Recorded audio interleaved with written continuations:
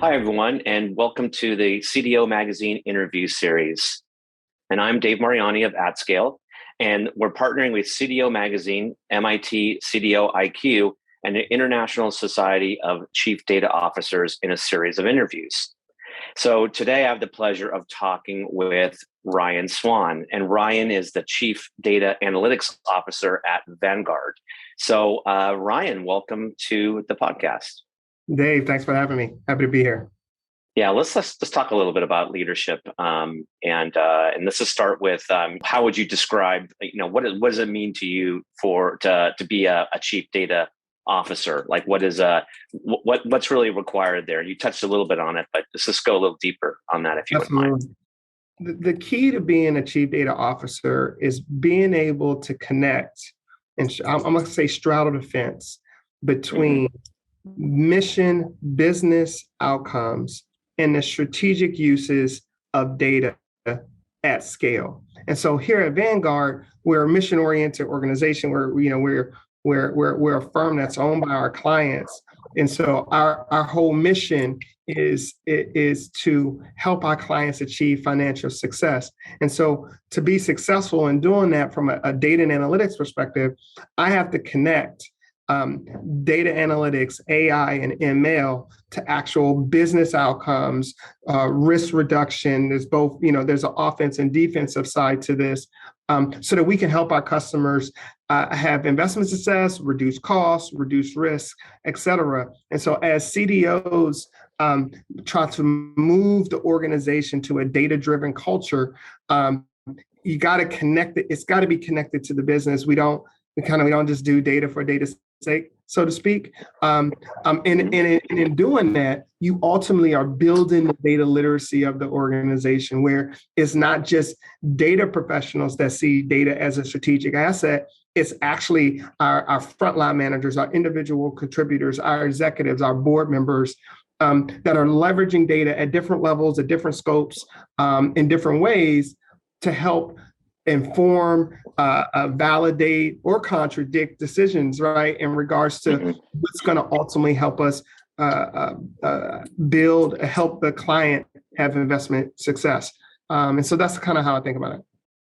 Yeah, that's sort of, I love the connection to business outcomes. We'll drill down on that a little bit later, but also you talked a lot about really getting everybody involved in using data to make decisions. What are some of the tips and tricks that you've seen work in terms of getting more people to be involved in using data versus just your traditional data engineer or maybe your data scientist? Yeah. Well, the first thing is you gotta be able to tell the story, right? People love stories. It's something they connect to, they can remember, they can talk about it when the data professional is not in the room. And so some of the tips and tricks start really with, okay, let's take some use cases that actually are valuable to you. And I want to ultimately help you be successful so that you as an individual, as kind of my first customer, so to speak, can actually be an ambassador for data and analytics, even when the data professional is not in the room. The next step is to really say, okay, from a data ecosystem perspective, how do we build it in a way, establish the best practices so that individuals in the organization can easily find, understand, and trust data across the organization, and really understand what I call like the rules of engagement. We purchase data from X, we can use it for A and B. And so if you want to use it for C, we should talk about that before you go down that path. And so it's building that mature ecosystem that allows individuals, policy analysts, sales advisors, customer service reps, et cetera, to be able to find the data that they need to do their job.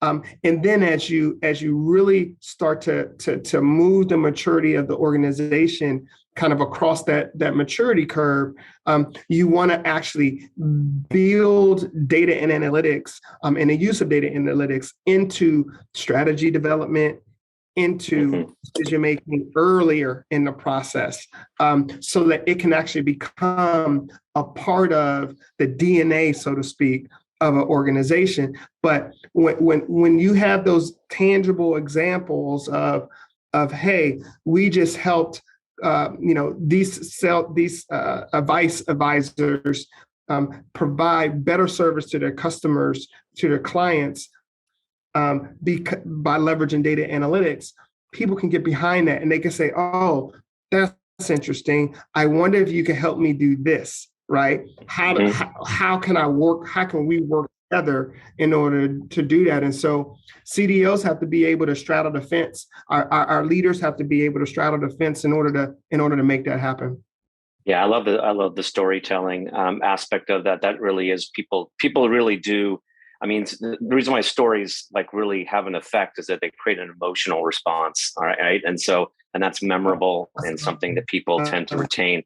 Thank you so much, Ryan. This has been a great chat. I hope the listeners really enjoyed it. I want to thank you, Ryan, for joining me today. And for the listeners out there, please visit cdomagazine.tech for additional interviews. So Ryan, thanks so much and have a great day. Thanks, Dave. Have a great one.